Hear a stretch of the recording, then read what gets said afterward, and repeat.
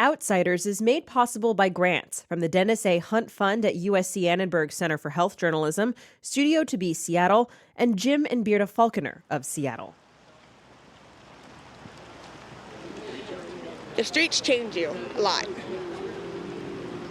I'm so cold-hearted right now that I don't even know what niceness is anymore, and that's what I want to find. I want to find my hope and my dignity and my morals. And out here, you can't keep them. I have a lot of history with this place, and I'll be damned if it's going to break me. So I'm going to overcome it and get out of it, and that's all I can do. Olympia will not take my hope.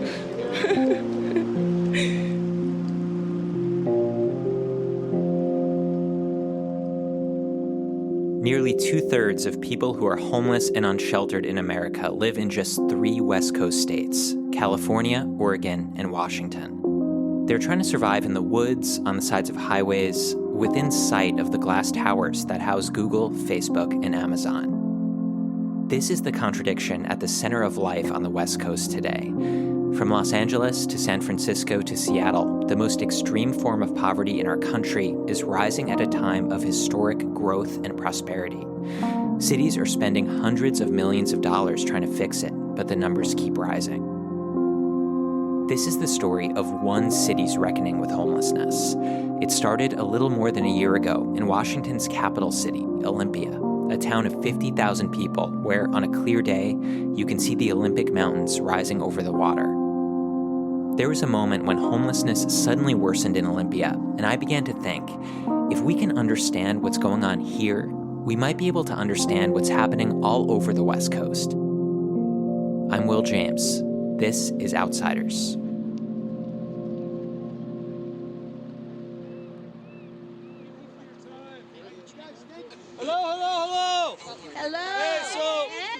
That moment, it was a meeting. I don't want to be in the middle, so do you guys want to be on this side, or how about everybody come over here? I'm a reporter for KNKX Public Radio. I show up to cover it, and I don't really know what it is or what to expect. I'm standing in what used to be a parking lot, but there are no cars here. People have turned it into an encampment. If you live on the West Coast, you know what this looks like. You might have an encampment near where you live, or you see one on your way to work. There's a chance you know what it's like to live in one. This parking lot, it's now a jungle of tents and wood and tarps. On almost every patch of ground, there's a pile, bicycle parts, plastic bags. Among the tents are these makeshift houses built out of scraps of wood and blue tarps, like monstrous versions of the forts kids build out in the woods. If you don't live on the West Coast, it might be hard to believe this is just part of the landscape. This meeting, it's happening on a clearing on the asphalt. On one side are people from the city government. On the other are people who live in this encampment and some people from other encampments and shelters nearby. They're all homeless. I meet one of them. What's your name? My name is Jessica. Jessica. Jessica May. Born and raised here for 14 years. My mom died, and then I left for 15, and now I'm back. All my nightmares and everything have happened here, and I've come back to conquer them and move on. It's a winter day in the Pacific Northwest. Verdant, gray, drizzly. Everything is soaked. People have hoods and hats on, trying to keep dry. But it's that fine, misty rain that sits on the air and seems to come from all directions at once. This guy from the city starts talking, Colin DeForest. Hello. So, hey, thank you all for coming out here. My name's Colin DeForest. I'm the homeless response coordinator for the city. So what we're looking at here is one of 3 large encampment areas that we have in downtown Olympia, right? So this is the Oli lot. We have what we refer to as a smart lot up there. And then we have B Avenue, which is back there behind the Union Gospel Mission. So as we've seen the numbers of tents grow from 30 in August up to over 300 a couple weeks ago, the city's decided that we really want to do something to mitigate this issue. So what we're doing is He's describing a city in crisis. identified this site right here. The number of people living in encampments like this has increased tenfold in just a few weeks in downtown Olympia. I've never seen homelessness escalate so quickly in any city. Within a few blocks of each other, there are multiple parking lots crammed with tents and people living in them. It falls on Colin to fix this. He's in charge of the city's response to homelessness, but he's only been on the job a few months when all this happens. He lays out a plan. He's going to create a space right here on this parking lot where people are allowed to camp. What he's talking about is essentially creating a shantytown or a refugee camp in the middle of a modern American city, and he's going to oversee it. We're giving you 1 week to move off of this site temporarily while we set up our mitigation site. We are then going to identify many of you individuals to come back and be residents at the new mitigation site. Mitigation site. It's jargon. Basically, it's a legal campsite. In terms of how safe it'll be and how it'll look, it's a step above the illegal camps where people live now. The city is going to provide brand new tents, porta potties, a fence for security. Colin also wants to mitigate the effects of these encampments on the rest of the city, on the people who live in houses or own businesses nearby. They're complaining, saying they don't feel safe with hundreds of people living outside in the heart of town. And Colin, he also just wants to buy some time. This is not an end product, right? This is a temporary situation, a temporary site to mitigate what we have going on, a lot of human suffering, a lot of health concerns down here. So this is a temporary thing. And from there, our goal as a city and really as a region is to identify something more stable, something more permanent for you. People stand around Colin, taking in what he's saying. What's remarkable about this meeting, the reason it sticks out in my head, is it feels like one of those moments when things could actually change. It's a coming together of two sides that have been at odds for a long time. For years, people running the city of Olympia have been in this dance with the homeless population. Tents pop up, police come and clear them away. Tents pop up somewhere else, police clear them away again. These cleanups, they're called sweeps. That's how most cities treat homelessness, at least in part, as something to be cleaned up. So if you're homeless in Olympia, you have a few choices. You can stay in a shelter, which a lot of people avoid because you're in close quarters with strangers and subject to all the things that come with that, like theft and lice. Plus, the shelters are full most nights. You can camp in the woods, out of sight, like at this one encampment nicknamed the Jungle, where you're far from civilization, but police are less likely to bother you. Or you can take your chances downtown, where you're close to the food bank, the bus station, a warming center, but you're constantly on the move, under threat of a sweep. To the people who are unsheltered, the city is this force that's constantly driving them away, making life more difficult. Distrust has built up over the years. And now the city is saying, we're going to try something different, but you have to trust us.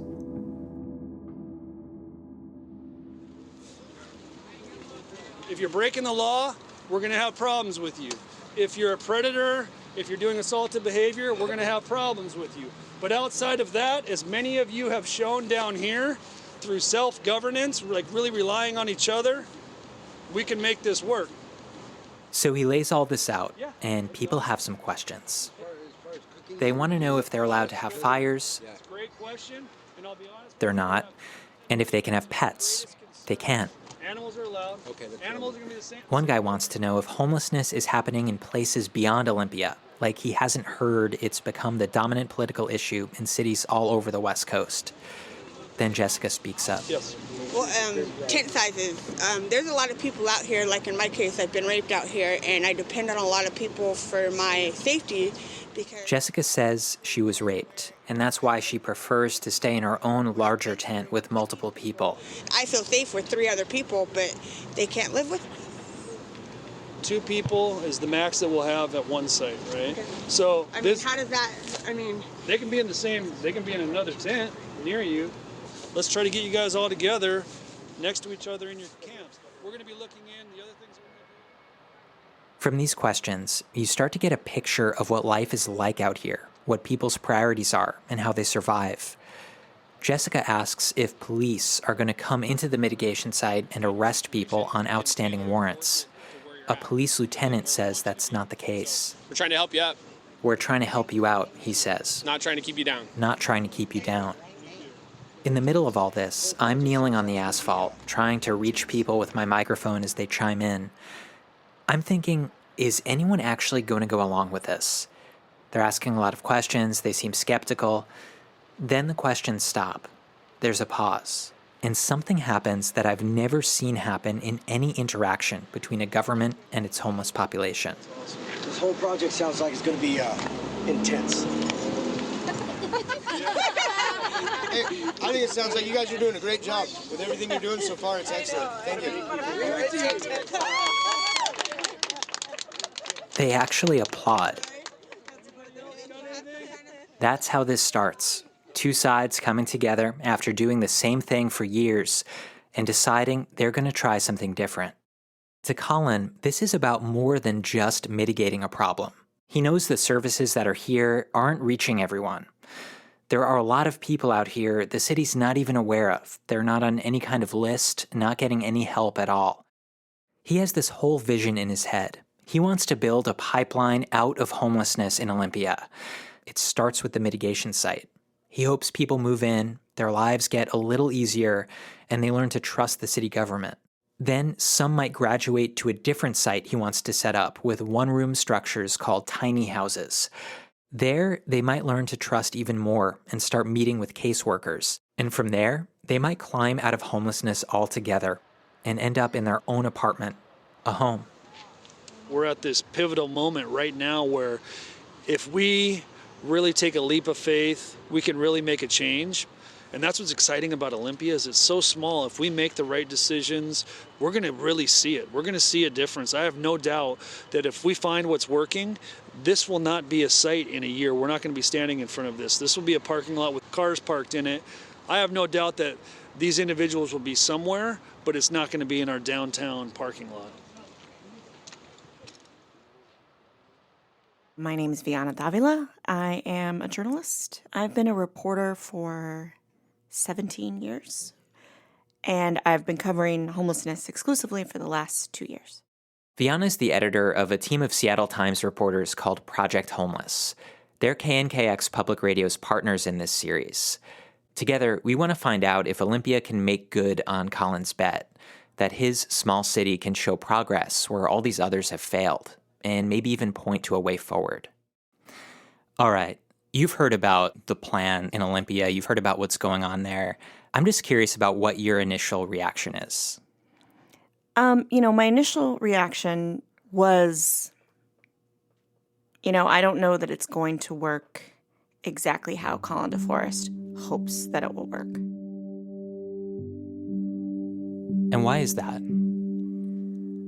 I think it's partly a question. I've thought a lot more about this recently of what is the problem a city is really trying to solve.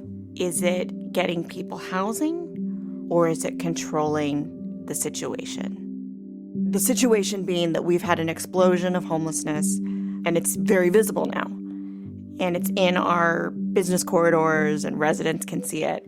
And so where is the bigger push? Because as far as I know, it's not as if there's a greater availability of housing in Olympia.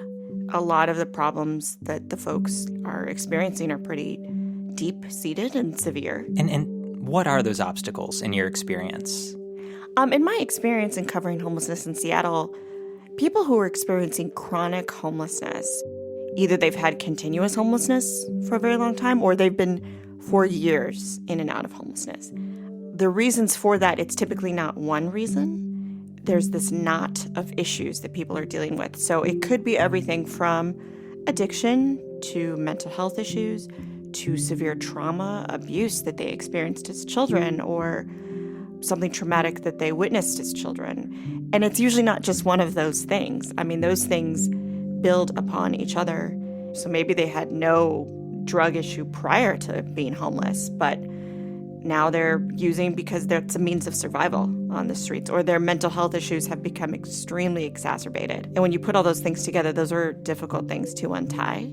It sounds like you're saying that a site like this could be better at containing the problem and making it less visible than actually solving the problem. But let me tell you how I'm thinking about this. So, as you said, there are all these people out there who are unsheltered. Many of them are chronically homeless. And right now, the system does not touch them in any way. So they're not connected to any kind of service. They're not on the city's radar.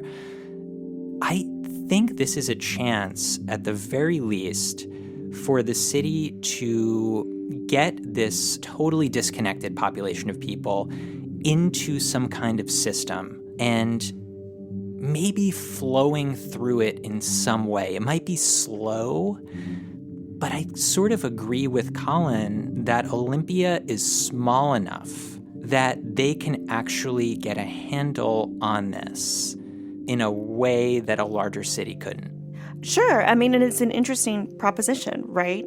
But then I'm going to bring the cynic back to you, which is, okay, let's say Olympia is small enough that a dent can be made. What does the city of Olympia do if people keep coming into the system? If people keep arriving in Olympia? So it sounds like you're saying, even if this works to some extent, the solution might be out of scale with the problem. I think we don't know yet.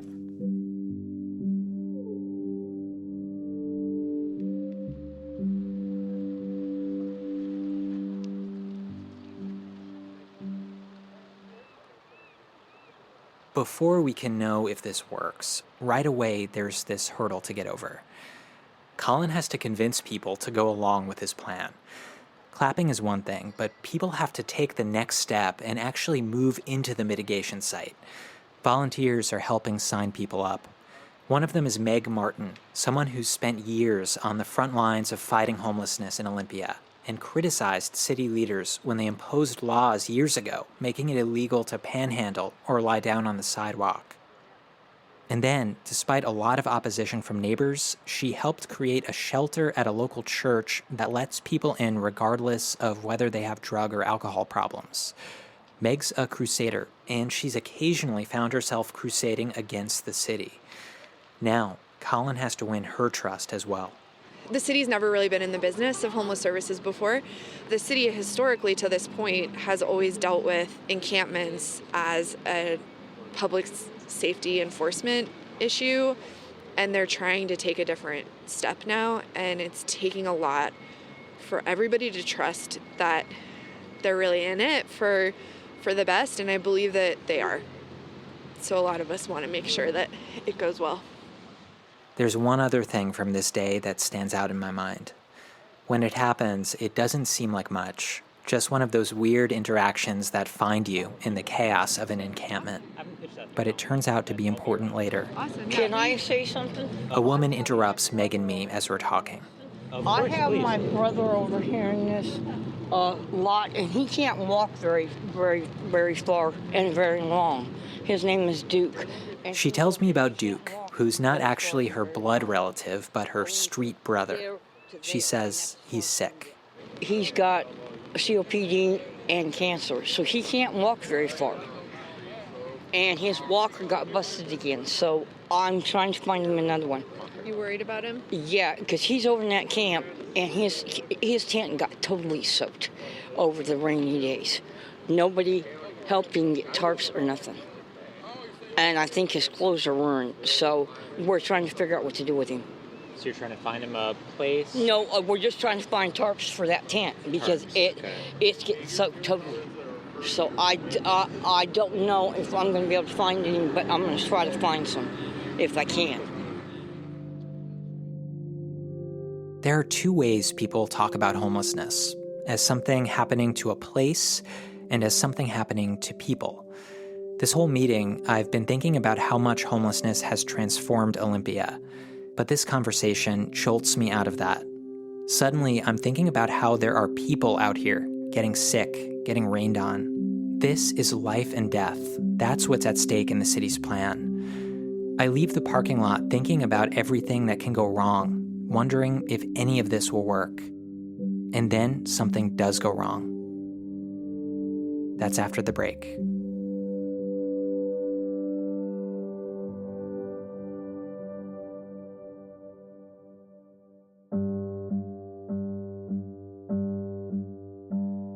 Hi, I'm Scott Greenstone. I work with Viana at Project Homeless at the Seattle Times. And our team and the team at KNKX Public Radio have been working on this project for more than a year. We went to homeless camps, spent hours with people, edited and then transcribed the tape, and then went back out and did it again and again. We wouldn't be able to do this if it weren't for our readers and listeners who support us. Here's what we're asking you to do. First, rate Outsiders on Apple Podcasts. It really helps other people find it. You can also subscribe to the Seattle Times and sign up to make a monthly donation to KNKX. You can find links that'll help you do that in the episode description. We really appreciate it.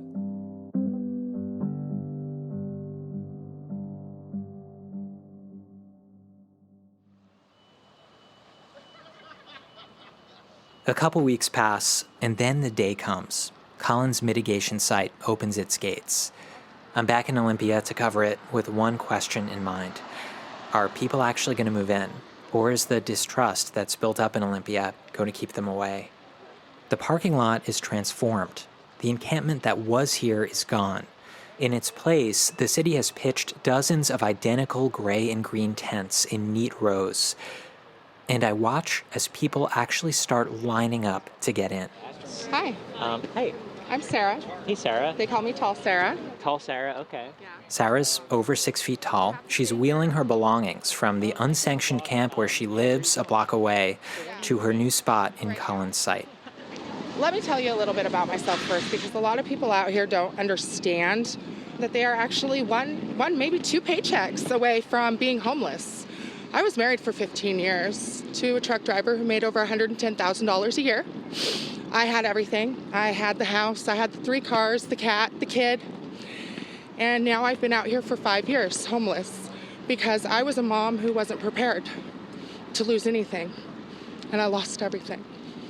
And right there on the street, Tall Sarah unintentionally ends up illustrating the whole idea behind this mitigation site. She starts by talking about drugs. She says people think addiction causes homelessness. But she says, actually, a lot of people start using drugs once they're already homeless to cope with it. Once you get out here, it's really hard to stay from using, because you don't want your stuff stolen. You don't want to freeze to death. You don't want, to worry about somebody just, hurting you. I can't count how many times I've been raped out here. And yes, that's a scary reality, and it happens, and a lot of us just keep our mouths shut because it's just easier not to say anything at all. So people sometimes use drugs like methamphetamine to stay awake and alert, but the drugs do something else too. They numb the bad experiences that accumulate on the streets. So it's like you wake up, and you do your normal routine. Well, when we wake up, we're not trying to become any more of addicts than we already are. We're just trying to maintain some sort of normalcy, because that's what the biggest problem is the emotional feelings that you don't want to feel from all the trauma that you go through out here. People don't realize how hard it is. They take for granted every day just going and turning on the water in the faucet, or taking a shower, or being able to do your laundry. I've done my laundry in the last 3 years. I've done my laundry maybe 5 times. We're just trying to maintain some sort of normalcy here and trying to get through the best way we know how. That's one idea behind this mitigation site. To give people enough of a reprieve from the harshness of life out here that they can stop thinking so much about survival and start thinking more about life. As I see Tall Sarah and all these other people carrying and pushing everything they own into the mitigation site, it looks promising. But something's happening 2 miles away in a courtroom that threatens to end this experiment before it even begins. We're on the record. Court is on the record in the matter of John Doe's 1 through 4, the City of Olympia, cause number 18-2-060. 4 people with businesses right near the mitigation site are suing to stop the city from setting it up. I am John Cushman, and I represent John Does 1 through 4, the plaintiffs in this matter. And they're suing anonymously, so we only know them as John Does. The reason they're anonymous is because they say the debates about homelessness have become so emotional, so charged in Olympia, they're afraid of vandalism, boycotts, and threats if their identities are revealed. They say the mitigation site is illegal. The city of Olympia actually has rules for setting up a site like this, and the business owners say the city government isn't following them. And they say the camps that are already here, the unsanctioned ones, are, quote, public health catastrophes, sources of drugs, prostitution, and violence that the city has allowed to fester. One John Doe writes he bought a taser to protect himself. In John Doe's declaration, John Doe discusses the damage to his buildings and the threats to his person that he has endured as a result of this population that has burdened our downtown area these last number of months. And they say if the city government sets up the mitigation site, the drug use, all the rest, is only going to get worse. On the other side of this case, Good afternoon. Is the city of Olympia. There is a homeless crisis in Olympia. That didn't start today. It's been growing and exploding over the last several months. The city did waive its own rules for setting up a camp like this, but the city's lawyer, Jeffrey Myers, says that's because this is an emergency. The city of Olympia, as the local government over this area, has a responsibility to try to do something to protect public health, to protect public safety, and to respond to this crisis of homelessness. He acknowledges the business owners have valid complaints. There really are problems downtown. But he says Colin's plan, the mitigation site, is going to help. It's designed to prevent the type of lawless conduct which Mr. Doe complains of in his declaration as creating a, quote, crime-ridden drug venue. We're trying to prevent that by having a managed site. Throughout this day, I'm driving back and forth between the courthouse and the mitigation site, watching it fill up. So we're at 73 tents. We're thinking we're going to get between 105 and 110 tents total when we're full. So we have roughly 40 tents left. Just to be clear, the judge is not making a final decision on this lawsuit today. He's deciding whether the mitigation site should be shut down while the lawsuit plays out. But even that would be a disaster for the city, which has spent something like $75,000 setting it up. And it would be a disaster for all the people who are lugging their every possession over here and moving in. Back in the courtroom, the judge announces his decision. From what I understand now, there are people who are, as I am speaking, occupying these sites. He acknowledges how serious the situation is, that people have died recently on Olympia's streets. He says the city does have a responsibility to protect the health and safety of people who are homeless, but it also has to respect the rights of people affected by those decisions. So the court is going to grant the temporary restraining order. He sides with the business owners. For a moment, I'm wondering if this means the city has to dismantle the mitigation site, displace everyone who just moved in. Then the judge comes back out to clarify. He says whoever has moved in, as of right now, can stay, but the city has to stop allowing people in from this moment on. Back at the mitigation site, when the decision comes down, Colin has to break the news to a line of people that they won't be getting in that day. We were set. We had a second wave coming in at 3 o'clock today, so we had people super excited to get in at 3, waiting by the entrance, and we had to turn them away. So those individuals will be back out on the streets, sleeping somewhere that is unsafe. But it turns out a lot of people have already moved in, more than anyone expected. You know, I was hoping that we'd move 30 individuals in today, so to get upwards of 100 with 73 tents is absolutely amazing. The lawsuit is a reminder there's a whole lot more people out there Colin has to convince. People who are angry at having to see homelessness, to live and work and shop in a city where this form of poverty is suddenly so visible. But for a moment, it looks like Colin's plan actually has a chance. About 100 people living on the streets of Olympia decide to take part in Colin's experiment. 100 people willing to try something different and trusting the city will do things differently too. But the reality of homelessness never lets you sit in moments like this for long. Is this a memorial to the late great Duke? Yes, it is. When I found out that Duke had passed away, I lost it. I had been crying and could not stop crying. I am going to miss my brother so much. Okay.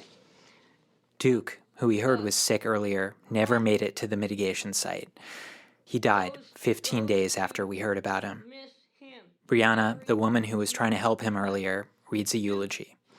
Duke, I love you and miss you, but I will see you someday. Brother, my brother Duke. The memorial is in a back room of Olympia's Day Center, a hub of homeless life where people can warm up and get dry or take a shower. It's across the street from the unsanctioned camp where Duke lived his final weeks, in a tent that was falling apart, letting in rain. Meg Martin, who we heard signing people up earlier, presides over the memorial. How many of you helped put on now? Oh, wow. I don't know. I don't think I can count. Dozens? I lost a family, man. I cried like a baby. And, Duke was tough, man. Me and him had our differences at times, but you know what? No matter what. The thing about living your life in the public is that you have no moments, really, to just kind of stop and breathe and reflect. I still don't believe it. I still can't believe it.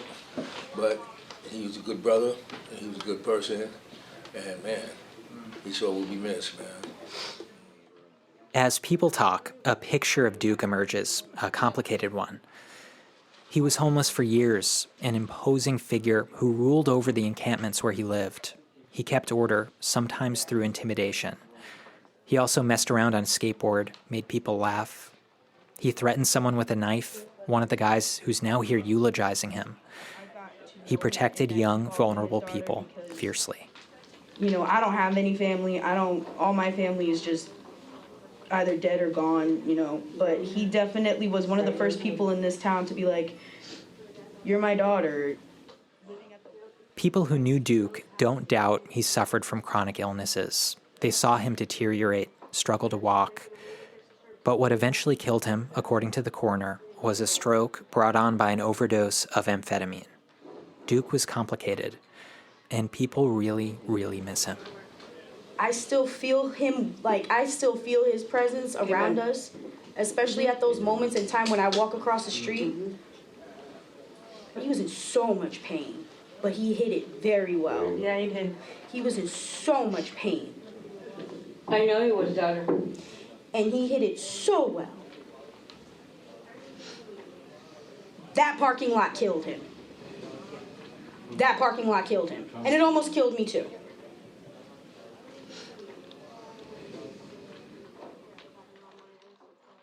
She's saying homelessness killed him. Duke was 48 years old.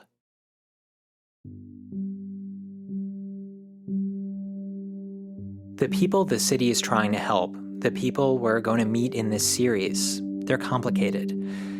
That's what the city of Olympia is up against. All the infinite complexity that turns a person's life in one direction or another, that gets them stuck or unsticks them. Duke is one way this story could end. All these hopes and plans crushed under the weight of the damage that's already been done on Olympia's streets.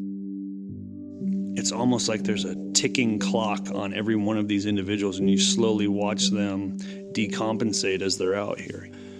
I think it's like a daily thing. and I've seen this so many times. It's just they develop coping mechanisms, and I think when you're in survival mode, it's only so long until you're sleeping in a tent next to someone who's using drugs or doing this, that, or the other, until you finally go, you know what, forget it. I might as well. And that's really scary. A ticking clock. And yet, people still have hope they can beat it. What you've done to better yourself. Jessica, who we heard at the very beginning of this story, is one of the first people to sign up for the mitigation site. She thinks it could actually lead somewhere, like a home. So you're hoping, you put your name down, you're hoping you get into this mitigation site. Do you have like a hope of how long it takes for you to get out of it? I would give myself a year at least, 6 months to a year. If you can't, then what is there? What is the world really coming to? A year. This is the story of 1 year in Olympia, Washington, as the city responds to a crisis of homelessness and the people living it try to make their way home. At the beginning of this episode, we talked about a shockingly sudden rise in homelessness in downtown Olympia. In a matter of weeks, the number of tents went from around 30 to more than 300. In the next episode, we investigate the forces that led to this moment. That's episode 2 of Outsiders.